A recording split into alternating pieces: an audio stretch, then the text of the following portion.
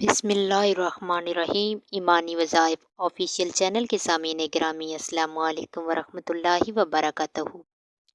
محترم ناظرین، bath room میں وضو کرنا کیسا ہے؟ اٹیچ واش روم میں وضو کرنا جائز ہے یا ناجائز؟ محترم ناظرین، قدرت کا یہ عجیب پوشیدہ راز ہے کہ انسانی جسم کے اندر بجلی پیدا ہوتی رہتی ہے اور پورے جسم میں جہاں جو عمل اللہ کو منظور ہوتا ہے پورا کر کے پاؤں کے ذریعے ارتھ ہو جاتی ہے۔ معزز ناظرین، جیسا کہ ہم سب جانتے ہیں کہ وضو کے بغیر نماز نہیں ہوتی۔ نماز کے لیے جو بندہ وضو کرتا ہے تو روشنیوں کا بہاؤ عام رستے سے ہٹ کر اپنی راہ تبدیل کر لیتا ہے۔ وضو کے ساتھ ہمارے اعضاء سے برقی روحیں نکلنے لگتی ہیں اور اس عمل سے جسمانی اعضاء کو ایک نئی طاقت اور قوت حاصل ہوتی ہے۔ وضو کے اندر وضو کرتے ہوئے صرف انگلیوں کو ہی لے لیجئے۔ انگلیوں کے پوروں سے نکلنے والی شعاعیں ایسے ہلکا بنا لیتی ہے جس سے اندرونی برقی روح کا نظام تیز ہو جاتا ہے اور اس عمل سے ہاتھ خوبصورت اور نورانی ہو جاتے ہیں۔ اسی طرح وضو کرتے ہوئے چہرہ دھونے سے بنوے پانی سے تر ہو جاتے ہیں۔ ایک چینی تحقیق کے مطابق ایک دن میں 5 مرتبہ چہرہ دھونے کی بدولت آشیب چشم، چکر آنا، سر درد، تھکاوٹ اور گھبراہٹ وغیرہ میں نمایاں کمی ہوتی ہے۔ چہرے کے عضلات میں چمک اور جلد میں نرمی اور لطافت پیدا ہو جاتی ہے۔ گرد و غبار صاف ہو کر چہرہ خوبصورت اور باروب ہو جاتا ہے۔ آنکھوں کی چمک غالب آ جاتی ہے، آنکھیں پرکشش خوبصورت ہو جاتی ہیں۔ چہرے پر 3 بار ہاتھ پھیرنے سے دماغ بھی پرسکون ہو جاتا ہے۔ اس کے علاوہ بھی وضو کے بے شمار طبی فوائد ہیں۔ اب بات کرتے ہیں کہ اٹیچ باتھ روم میں کھڑے ہو کر وضو کرنا کیسا ہے۔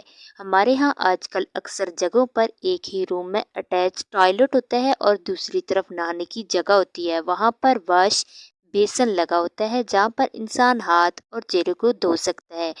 تو ایسی جگہ پر کھڑے ہو کر وضو کرنا جائز ہے یا ناجائز ہے؟ ناظرین، سب سے بہتر عمل یہ ہے کہ سنت طریقہ یہ ہے کہ انسان بیٹھ کر اور قبلہ کی طرف منہ کر کے وضو کرے۔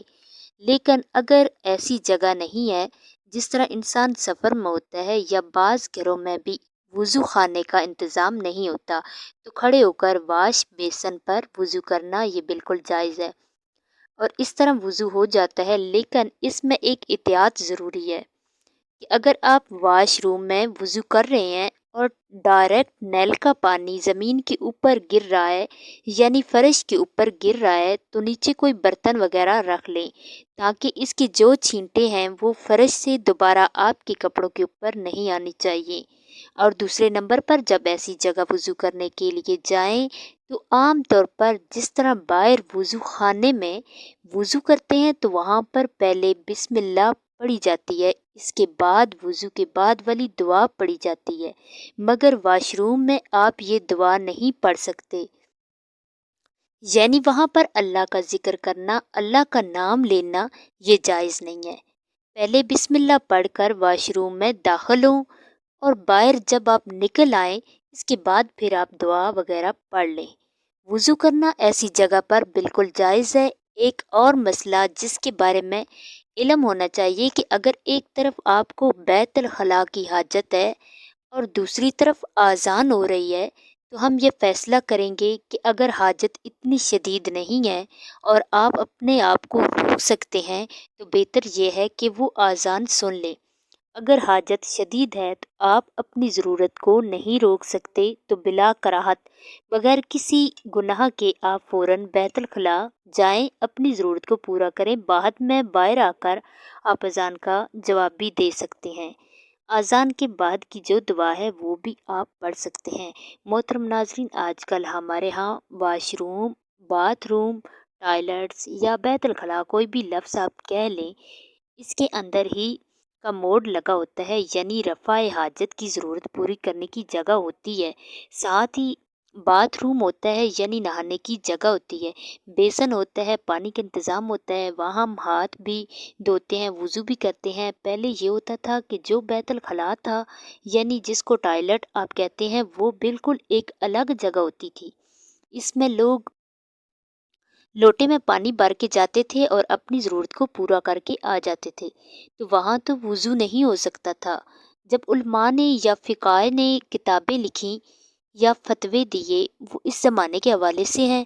اب ہمارے ہاں ساری سہولتیں واش روم میں موجود ہوتی ہیں، تو جو علماء نے فتویٰ دیا یا جو مسئلہ بیان کیا تھا کہ بیت الخلاء کے اندر وضو نہیں ہوتا، وہ بیت الخلاء کیا تھا؟ محض پیشاب اور پاخانے کی جگہ، جو ہمارے ہاں آج سے 50-60 سال پہلے ایک جگہ مختص ہوتی تھی۔ اگر ہمارے کسی گھر میں بھی ایسا ہے کہ ایک جگہ مخصوص رفع حاجت کے لیے مختص ہے، تنگ جگہ ہے اور ناپاک رہتی ہے، پیشاب کے چھینٹے ہر وقت پڑتے رہتے ہیں، تو وہاں وضو نہیں کرنا چاہیے۔ مگر واش روم میں جو فی الحال زمانہ ہمارے گھروں میں ہے، تو اس میں بلا کراہت بلا جھجک آپ وضو کر سکتے ہیں۔ ہاں، یہاں ایک بات توجہ کے ساتھ سننی ہے کہ جب بیسن پر وضو کریں گے، آپ ٹونٹی چلائیں گے تو ان کا سارا پانی ریورس ہو کر چھینٹے آپ کے اوپر آئیں گی۔ ایسا نہیں ہونا چاہیے، وہ مکروہ ہو جاتا ہے۔ اس طرح استعمال کی اجازت نہیں ہوتی، کیوں نہ کہ اس سے وضو کی روحانیت ختم ہو جاتی ہے۔ اس وضو کو ہم کہتے ہیں کہ وضو تو ہو گیا لیکن کامل وضو نہیں ہوا۔ جب آپ وضو کرنے لگیں تو ٹونٹی کے نیچے آپ کوئی بھی برتن رکھ دیں، اب وہ پانی اس کے اندر گرے گا، اس سے پانی کے جو چھینٹے باہر نکل رہے ہوتے ہیں وہ تقریباً 95% ختم ہو جائیں گی۔ اس پر شریعت پکڑ نہیں کرتی، تو جو بڑے چھینٹے ہیں، کپڑے بھی سارے گیلے ہو رہے ہیں، اس سے آپ بچیں گے تو آپ آرام سے بیسن کے اندر ہی وضو کر سکتے ہیں، کوئی گناہ نہیں ہے۔ اس طریقے سے یہ جائز ہے۔ آخر میں اللہ تعالیٰ سے دعا ہے کہ وہ ہم سب کو شریعت پر مکمل طور پر عمل کرنے کی توفیق عطا فرمائے۔